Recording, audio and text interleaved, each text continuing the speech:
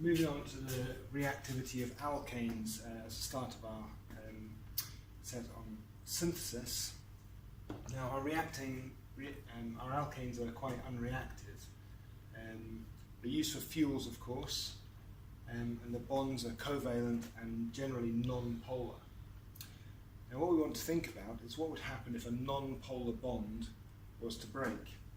The one that you've seen before is chlorine. It's a diatomic molecule, it's a pure covalent bond, and if we shine UV light on the chlorine molecule, we can get the bond to split. One electron will go one way and one electron will go the other way.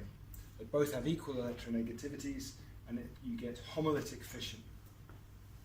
These arrows here indicate the direction of one electron with a half fish hook there. If we had a double-headed arrow, it would mean two electrons are moving. They're also drawn in a curly fashion to show the movement of electrons from one place to another. This is homolytic fission. One electron goes one way, one electron goes the other way, and you end up generating two free radicals. That's atomic chlorine, which is a radical with an unpaired electron. It's a very reactive neutral species. If we were to look at what happens in a polar bond, we've got a different set of electronegativities and we get heterolytic fission. In this case, we've got a slightly negative charge on the chlorine and a slightly positive charge on the alkane species here. In this case, both electrons go towards the chlorine atom to form a chloride ion, and a slightly positive hydrocarbon here. This is a positive ion, that's a negative ion. Now the negative ion is attracted to the anode, and so it's called an anion. The positive ion is attracted to the cathode, and so is called a cation. Now we're going to add one extra bit onto this, in that this is, because it's got a carbon there, is called a carbocation.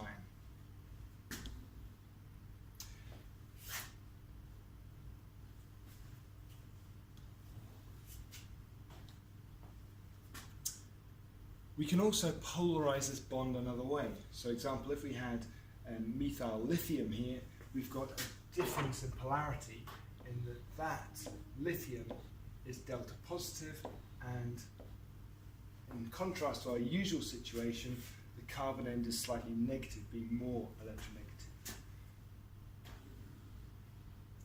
In this case, the heterolytic fission, we get both electrons going towards the methyl to form a negative ion, and the lithium is a positive ion. The lithium would, if being electrolyzed, go towards the cathode, so it's called a cation, and the organic part, the methyl ion, is a negative ion and goes towards the anode, so it's called an anion. And in this case, we add on the bit that it's called a carbanion. In this case, the lithium, in contrast to the chlorine we had earlier, is less electronegative than the carbon. Now, as a little aside, butyl lithium is often used to generate a negatively charged carbon compound, and it's actually a colourless liquid.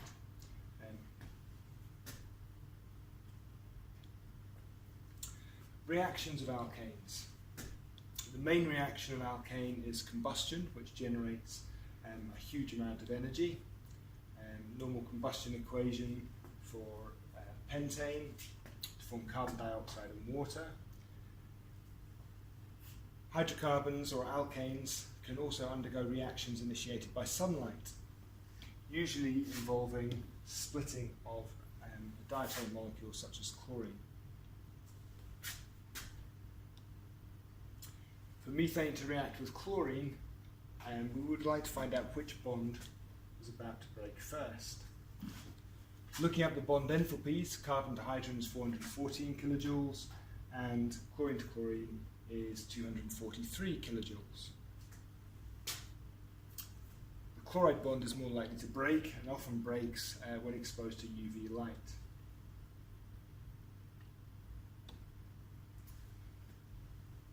Now, Now methane and chlorine is a chain reaction, so we have first step is initiation. You expose the chlorine to UV light, and in this case we get homolytic fission with one electron going to one side and one electron going to the other side to generate two chlorine radicals. Curly arrows, single head, movement of one electron. Propagation step, this is where we generate more radicals. So in this case the chlorine radical is very reactive. It reacts with the methane to take off one of the hydrogens to form hydrogen chloride, and we're left with a methyl radical. Again, very reactive neutral species. Propagation could also involve the methyl radical that's just been generated reacting with another chlorine molecule to form a chlorine radical and methyl chloride. Finally, we have termination steps. So we've generated methyl radicals and chlorine radicals, so we can either have a combination of methyl and methyl, or chlorine and chlorine. This is not generating any more radical species, so this is a termination step. We can also get methyl radical reacting with the chlorine radical to form methyl chloride.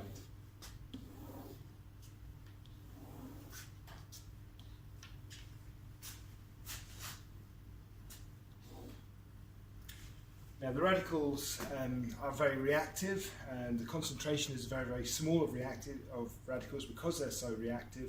The termination steps don't happen very often, which means that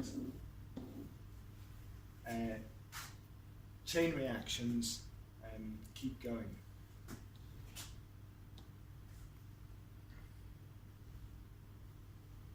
Now, methane can also undergo substitution reaction with chlorine and bromine by a free radical chain reaction. Bromine, as you go down the group, the reaction gets slower and slower. Chlorine will also undergo multiple substitution reactions with alkanes, and you might remember that while bromine is used as a test for unsaturation in alkenes, if you leave bromine with an alkane, it will slowly decolorize. Now moving on to alkene synthesis. First of all, why do we need to make alkenes? Well, alkenes are generally feedstocks for other chemical reactions, and to make an alkene, hopefully, we can dehydrate ethanol. So you could write an equation for how that reaction would proceed and what you might need for that reaction. If you're going to dehydrate ethanol, normally you use heat and aluminium oxide, and we generate ethene and water. This reaction only really works for volatile alcohols, short chain alcohols. We can also dehydrate an alcohol using a strong non-volatile acid like sulfuric acid and phosphoric acid. So if we use butanol and sulfuric acid, we get butene and water. Let's see if we can build and draw the products of this reaction. If you remember back to your time at Forth Valley College, phosphoric acid is better at this reaction because with sulfuric acid you get more side reactions going on.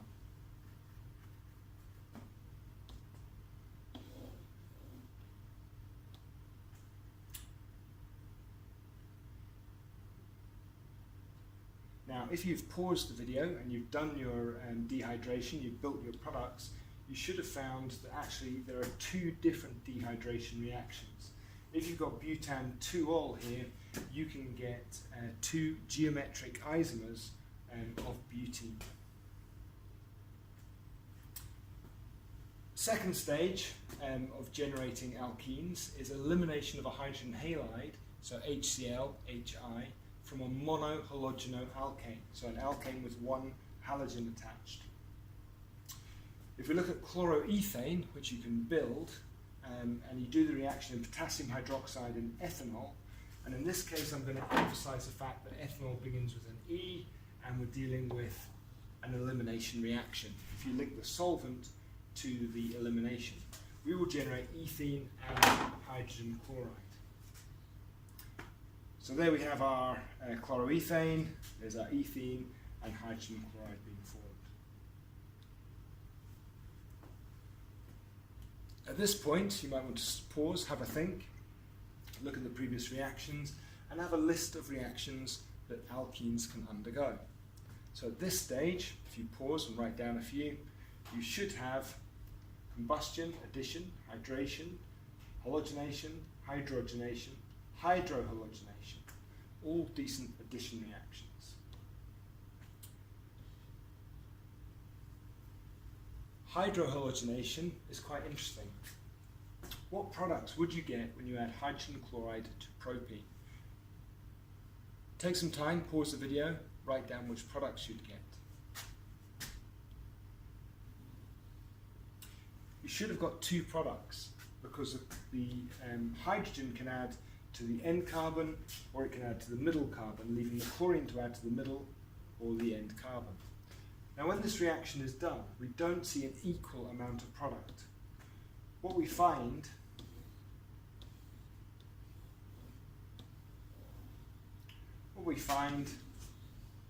is that the major product, the hydrogen has had it added on to the end carbon. Now this particular, and this is a minor product, it's not that this one doesn't happen, we do get this product as a minor product. When HX, so that's HCl, or HBr, or HI, or HO8, adds on to an unsymmetrical alkene, the hydrogen adds to the carbon with the most hydrogen. So propene is an unsymmetrical alkene, so the hydrogen will add to the carbon with the most hydrogens. Now this particular reaction is called Markovnikov's rule, named after Vladimir Markovnikov. It can be simplified to those carbons that have hydrogens will get more hydrogens. Okay, have a look at this video again, make sure you understand all the reactions, and that's our reactions of alkenes.